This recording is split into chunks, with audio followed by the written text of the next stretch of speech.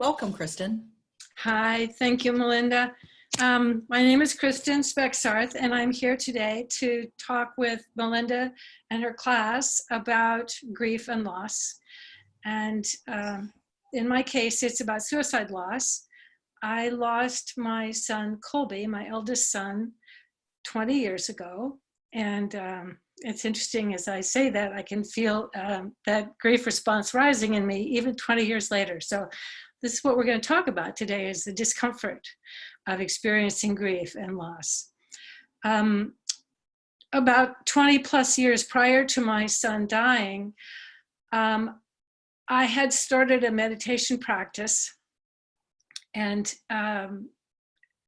in life, we all have difficult things happen. And typically when hard stuff was happening in my life, I would get more serious about my practice. And so it was on again, off again kind of a thing.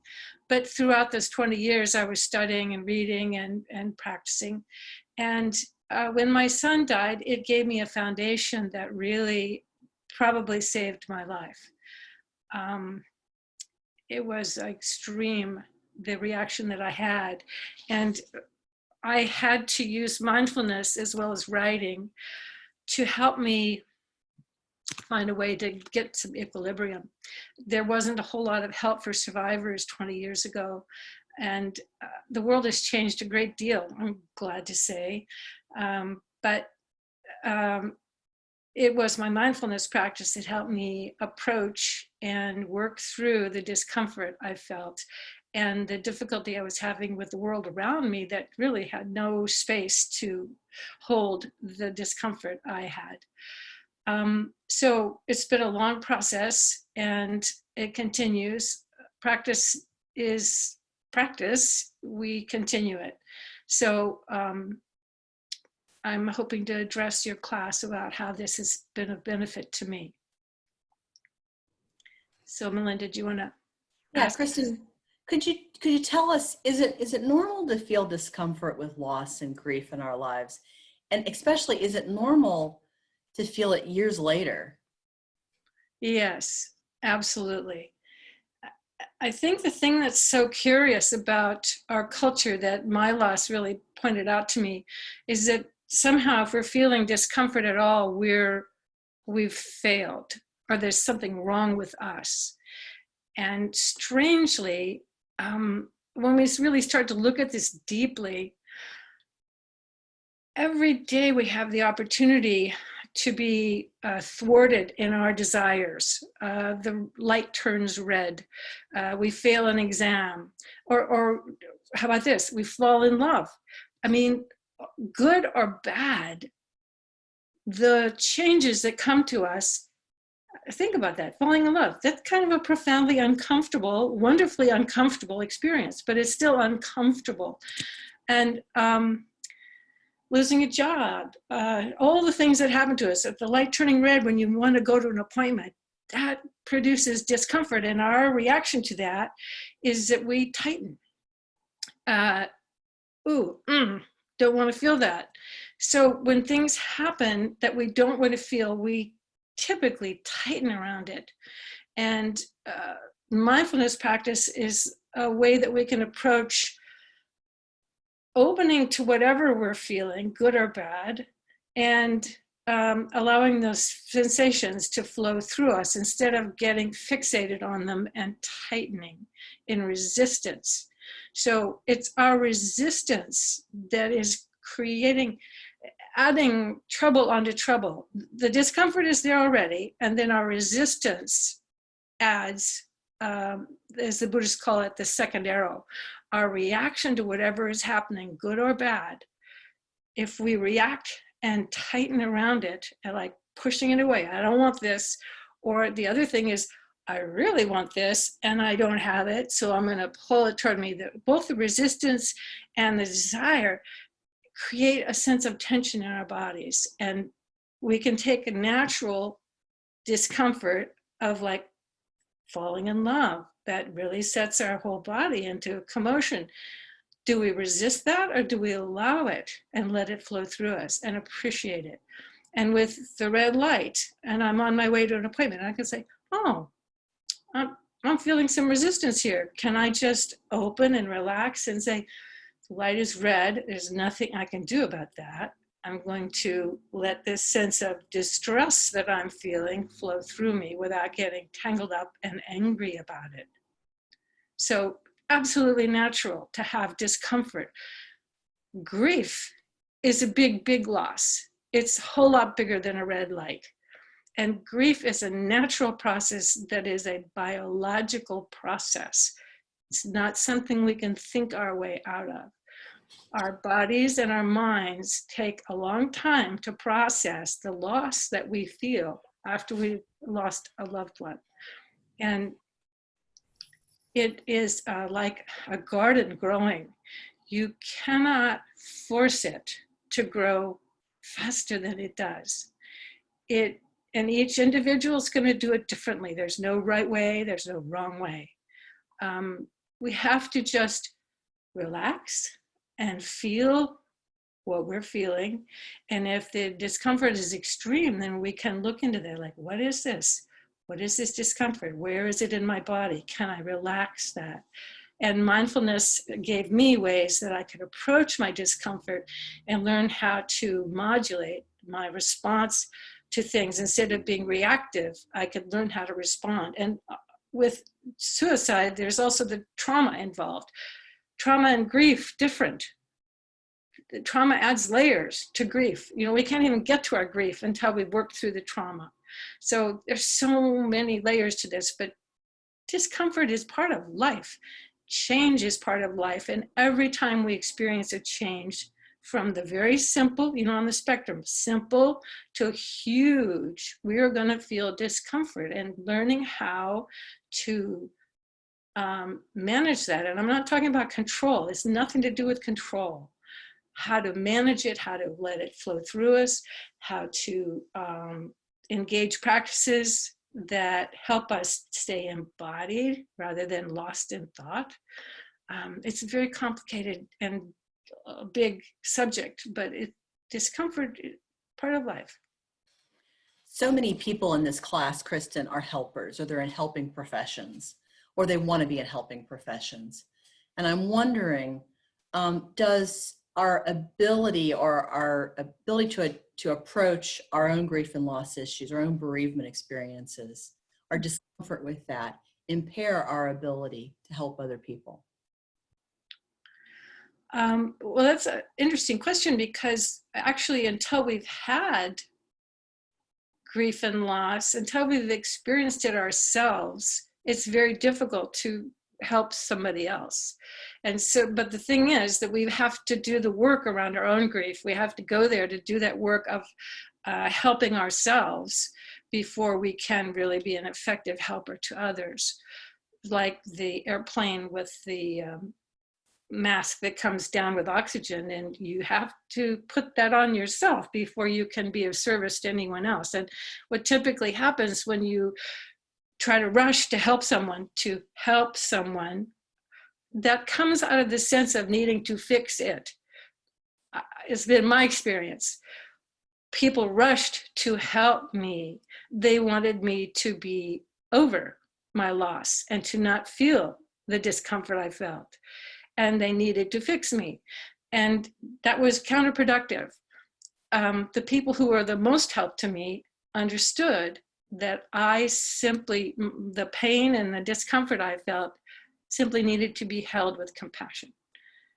And that takes a whole lot of work for someone to be able to approach someone else's pain. We don't want to take their pain on, but we don't want to push it away either. We just have to be able to be in presence with it. And in order to be in presence with pain, we have to have done our own grief work. So does that answer the question? Absolutely. And it also seems like you're suggesting that people who have had their own grief and loss experiences might be uniquely qualified to help people who are experiencing either the same kind of losses or different kind of losses. There has to be some sort of maybe work done, recognition, willingness to address their own loss before they're really capable of helping others. I believe that's true. That would be my perspective. Absolutely. And that's why for suicide loss survivors, it's so important to find the community of survivors, because really nobody gets it until they've been there. And I have heard this true of a lot of people. For instance, military veterans who come home, they need the community of veterans to help them approach the severity of their response, trauma and grief.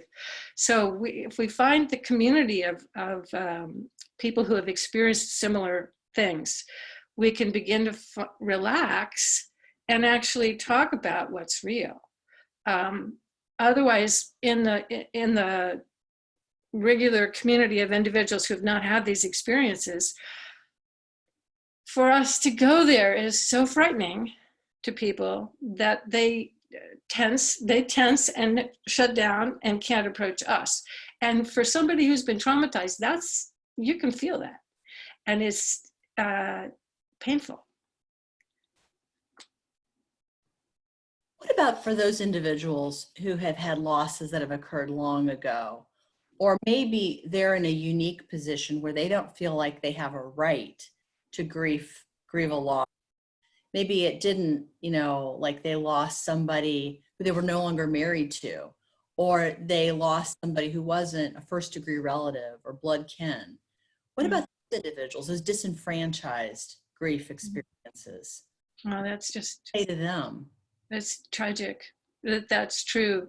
For some reason, I do not understand why a person has to be a direct relative to have a sense of loss. I mean, that's absurd. Our dear friends, sometimes we're closer to our dear friends than we are to our blood relatives. And that connectedness, when you lose someone who is important to you, it's a ripping away. And it doesn't matter what your blood relationship is. It could be someone. I was so shocked when we lost Colby. I can feel it rising. I got letters from people I didn't even know. And it's like clearly that that whole situation of his struggle and his loss, it triggered something in other people, even people that didn't know him personally when they heard about it. It absolutely, we feel, it's just so amazing to me. Our culture is so confused. If you're a sensitive person and you have love for this world, when you hear of loss, you're going to feel it. And it's amazing that we can't acknowledge that we need to compartmentalize and say, well, you shouldn't be feeling that. And plus the 20 years ago, I've been to suicide survivor meetings where people showed up for the first time. And it's 20 years after their loss. And I'm thinking, oh my goodness, the pain and the trauma and the grief that they have been carrying for 20 years with no place to put it down. And thank goodness that they've come now. There's no time limit to grief. And especially if we don't approach it in the beginning. If we wait, if we shove it down and think it's going to go away if I just tuck it over here in the corner, I can put it over here, to put it under the blanket, roll it up, tuck it in the backyard, it doesn't go away. And that internal pressure and stress that's coming from that, shoving that away, it'll come up over and over and over again. We just simply have to go there and do the work. I don't know why we've gotten so confused to think that we can put this stuff down and that it'll leave us alone. It doesn't leave us alone. It comes back and works on you and causes outbursts at times that are completely not of your choosing. And that can really add stress to your life. So if we just start slowly, very slowly and very gently to approach our grief, we're in much better shape. And everybody has that right. There's no person who's out of place in this world. Yeah. Kristen, you've talked about mindfulness, you've talked about writing. What are some other ways that we can address our discomfort? What kind of tools or activities may we participate in to help us approach our distress and process those feelings of discomfort around grief and loss in our life? Yeah, that's a good question too. I've been studying recently trauma research, and there's a Dr. Bessel van der Kolk, who is a psychiatrist in the Boston area. He's done a lot of research about trauma, and he talks of various ways, and some of them are obvious to me. For me, mindfulness meditation worked very well. It was very helpful, but also yoga, anything that helps us get embodied. He recommends singing, theater, EMDR. The one thing that doesn't help trauma is talk therapy, because when we're traumatized, we're not in our prefrontal cortex. We're in that primitive part of our brain, the reptilian, that is then the reactive. It's caught in that reactive stress response. And that part of our brain is pre-verbal.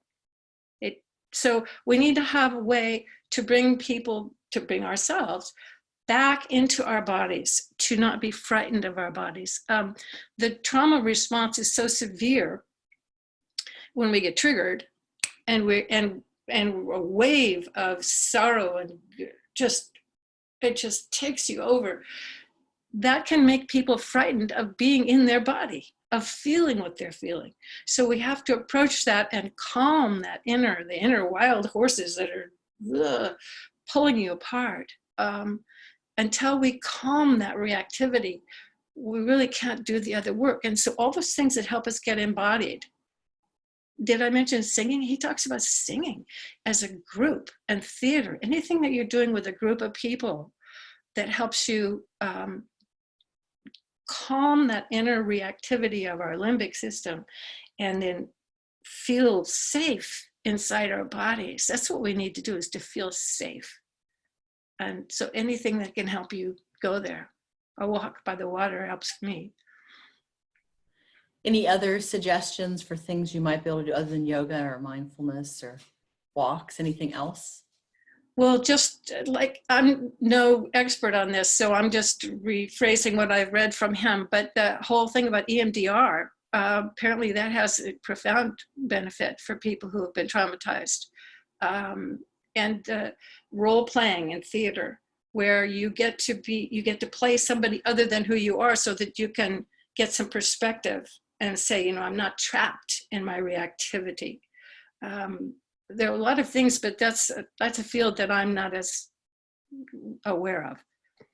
Yeah, there's lots of stuff out there. I mean, lots of trauma-focused interventions that are not just talk, but where the person is actually reliving the event and feeling it in their body. So there's actually a lot of good therapies out there for these individuals as well, along with EMDR.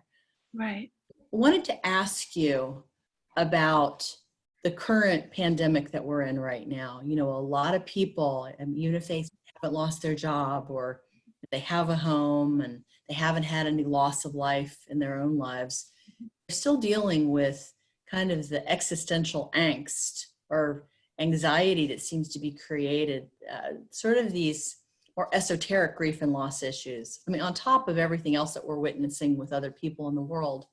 Right. Why is this perhaps the perfect time to learn about handling or managing our distress with grief and loss? And how might we do that given the current limitations of the pandemic? Having to be, still at home, not interacting, social distancing, physical distancing, and all of that. Right. Yeah, that's a good question. I think we are all feeling it, no doubt about that. And there are so many layers to it. It's deeply traumatizing that I've experienced to the people that I know. So there's something about this situation has made people feel that they have no control, because we're discovering that we truly have no control. That's the bottom line of life, and that's the underlying, it's pointed out to us. In fact, even though we have all these wonderful structures that we've always counted on, it can happen that all those things fall apart, and it can happen very quickly. So instead of, I mean, that's a pretty terrifying notion when you think about it. And so when we get frightened because we perceive that we actually have very little control, we go into that place of fear. And it's a primitive response. I don't mean primitive in the sense that it's not good. I mean, some people think of primitive as not good, but primitive just means original. It's deep. And we need to learn how to work with that fear response, to realize that even though things are not good and they're very threatening on a lot of levels, there are things we can do to help ourselves. So if we can shift from being caught in that pre-verbal automatic fear response to like, what can I do to help myself? How can I calm my sense of extreme anxiety and discomfort? So we do the practice to help calm breathing, breathe into your body. I mean, obviously we're bringing into our body, but most of us, the breath is way up high. Whoop. You know, we never really bring it all the way down into the filling up the lungs all the way. And we don't really let go of our tummy to let it expand as the breath comes. So just really embody the breath. And once we begin to calm the fear response, then we can move toward how can I antidote this difficulty. There are a gajillion things online right now that are there to help people. All of the mindfulness groups have posted a gajillion links to help people begin to sit and practice, and the yoga community has done the same. And I mean, there's a lot of help out there if we have internet access. Other than that, well, if we don't have internet access, it's hard right now. I don't know. I mean, you could just try to be with yourself and find and connect with friends. Anything that can help you get the sense that you're safe.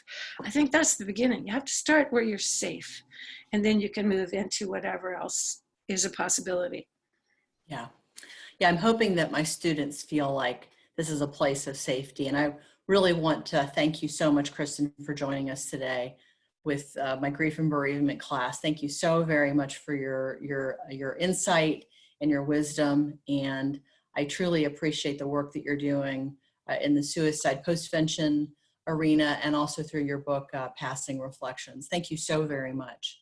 Thank you, Melinda. Take care. Bye-bye.